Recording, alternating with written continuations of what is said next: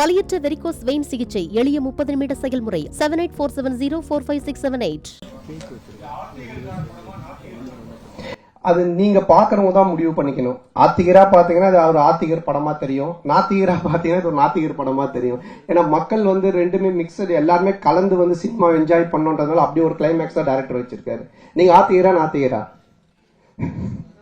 அப்ப சாமி படம் தான். சொன்னானே சார். அதே மாதிரி ஹீரோயின் உங்க படம் எல்லாத்துலயுமே பிரமாதமா இருப்பாங்க, இந்த படத்துலயும் பிரமாதமா இருக்காங்க. ஆனா வந்து அவங்களோட ஒரு நல்ல ஒரு டூயட்டோ இல்ல லவ் சீனோ இல்ல. அதை இப்ப கேட்டீங்க.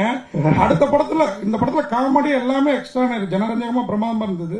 அந்த விஷயம் எங்களோட அந்த ஃபீலிங்கும் இல்ல. உங்களுக்கு இது நான் எழுதி கொடுத்து கேட்ட மாதிரியே இருக்கும். யாருன்னா பார்த்தாங்கன்னா இவன் மனசுல இருக்கிறதெல்லாம் அவன் மூலமா கேட்கறாமல. இல்ல இப்ப கூட நான் சொல்றேன், இந்த காஸ்டியூமும் இந்த ஹேர் ஸ்டைலும் வேற யாராவது போட்டு வந்தாங்கன்னா நன்னு படத்துல வர பேய் மாதிரி தான் இருப்பாங்க. ஆனா அவங்கள பாருங்க எவ்வளவு பியூட்டிஃபுல்லா இருக்காங்கன்னு. இவங்களோட எந்த சீனுமே இல்லதான். அதான் கேட்டேன் கார்த்திகிட்ட, இவனும் உங்களை பேர் தான் வச்சிருக்கான், ஆனா இந்த ரசனை வர மாட்டேது, நான் என்ன பண்றது? அதனால அடுத்த படத்துல கண்டிப்பா வச்சிருக்காரு. கேட்டுங்க, அவங்க கேக்குறாங்க, நான் கேட்கலங்க.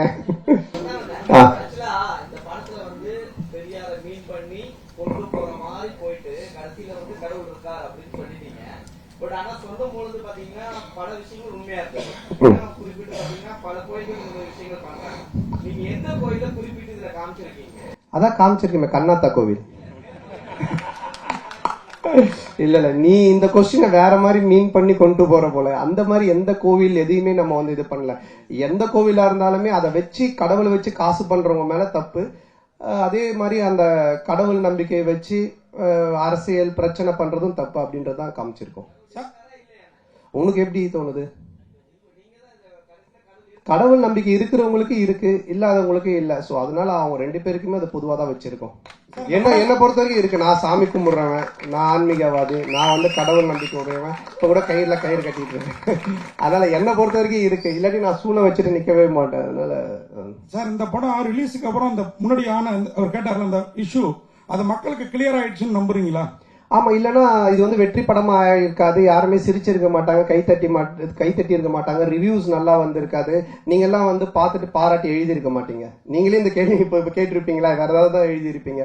அதனால அது மக்கள் ஏத்துக்கிட்டாங்க, மக்களுக்கு வந்து புரிஞ்சிடுச்சு இவங்க என்ன சொல்ல வந்திருக்காங்க. அதுவும் இந்த கண்டென்ட் இன்னைக்கு காமெடி பொறுத்த வரைக்கும் ஹாரர் காமெடி, அப்புறம் வந்துட்டு ஃபேமிலி காமெடி, இப்படி நம்ம லவ் ராம் காமெடி எல்லாம் போலாம். ஆனா ஒரு சோசியல் காமெடி பண்றது ரொம்ப கஷ்டம். டைரக்டரால ஈஸியா பண்ணவே முடியாது. ஏன்னா சோசியல் கண்டென்ட்ல கை வைக்கும் போது ரொம்ப பார்த்து வைக்கணும். ஏன்னா ரெண்டு விதமான ஆட்களுமே இருப்பாங்க. சோ அது ரொம்ப கார்த்திக் பியூட்டிஃபுல்லா ஹேண்டில் பண்ணதுனால ரெண்டு விதமான ஆடியன்ஸுமே என்ஜாய் பண்றாங்க. நாத்திகரும் என்ஜாய் பண்றாங்க, ஆத்திகரும் என்ஜாய் பண்றாங்க. சோ அதுக்கு உண்மையிலே டைரக்டர் தான் நம்ம பாராட்டு சொல்லணும்.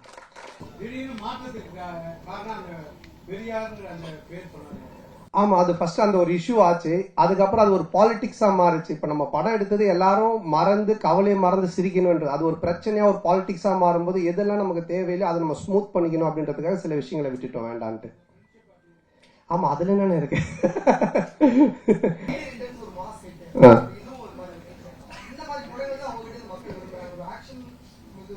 இல்ல, எனக்கு பொறுத்த வரைக்கும் எல்லாருமே இப்போ பாத்தீங்கன்னா நிறைய பேர் படம் பார்த்துட்டு வாழ்க்கையில ரொம்ப இறுக்கமா இருக்கவங்க, ரொம்ப சோகமா இருக்கும், ரொம்ப பிரச்சனையா, மேபி சைக்காட்ரிக் டாக்டர் 2-3 பேர் எனக்கு அவங்க பேஷண்ட்ஸ்க்கு மெயினா இந்த ஷோஸ் எல்லாம் போட்டு காமிச்சிருக்காங்க. ஏன்னா இன்னைக்கு மக்கள் கிட்ட ரொம்ப இறுக்கம் தான் இருக்கு.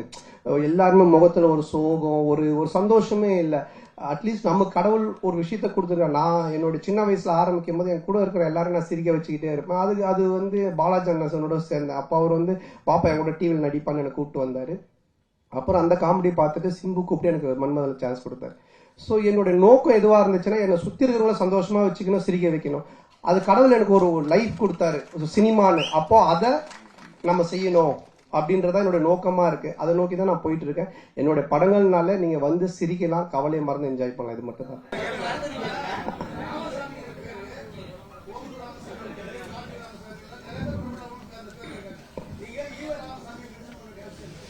ஈவே ராமசாமி நம்ம எங்கேயும் மென்ஷன் பண்ணலேன்னு இல்லைண்ணே. படம் பாத்தீங்களாண்ணே? படத்துல அந்த பையன்கிட்ட வந்துட்டு கடவுள் நம்பிக்கை இல்லைன்னு ஒண்ணு சொல்லுவாங்க அவங்க அம்மா. அதாவது கடவுள் இருக்காரான்னுவாங்க. நான் இவ்வளவு கஷ்டப்படுறேன், பானை செய்யறேன், நான் எப்படி கடவுளை நம்புறதுன்னு அவன் சொல்லுவான். அதுதான் அந்த கேரக்டர் கேட்பாரு. நம்ம ஜம்புலி ஜெகன் கேட்பாங்க. இது வந்துட்டு நம்ம வந்து இல்லைண்ணா இப்போ வந்துட்டு நீங்க குப்புசாமி, கந்தசாமி என்ன பேர் வேணாலும் வைக்கலாம் நம்ம படத்துல. ராமசாமி, வடக்குப்பட்டி ராமசாமின்னு வச்சதுக்கு காரணம் என்னன்னா, டைரக்டர் வந்து கவுண்டமணி சாரோட ஃபேன், நானும் அவருடைய ஃபேன். டிக்கிலோனான்றது அவரோட டயலாக். அதே மாதிரி வடக்குப்பட்டி ராமசாமின்றது கவுண்டமணி சாரோட டயலாக். இதுக்கப்புறம் நானும் ஆர்யா நடிக்க போற படத்துக்கும் கவுண்டமணி சார் டயலாக் தான் வச்சிருக்காங்க. இதே இந்த ஒரு டயலாக் வராம, இந்த நான் சொன்ன இந்த காரணங்கள்லாம் இல்லாமல் திடீர்னு நீங்க ராமசாமின்னு ஏன் வச்சீங்கன்னு கேட்டீங்கன்னா அது சரியா இருக்கும். வலியற்ற வெரிகோஸ் வெயின் சிகிச்சை எளிய 30 நிமிட செயல்முறை. 7847045678. செய்திகளை உடனுக்குடனும் துல்லியமாகவும் தெரிந்து கொள்ள சப்ஸ்கிரைப் பண்ணுங்க.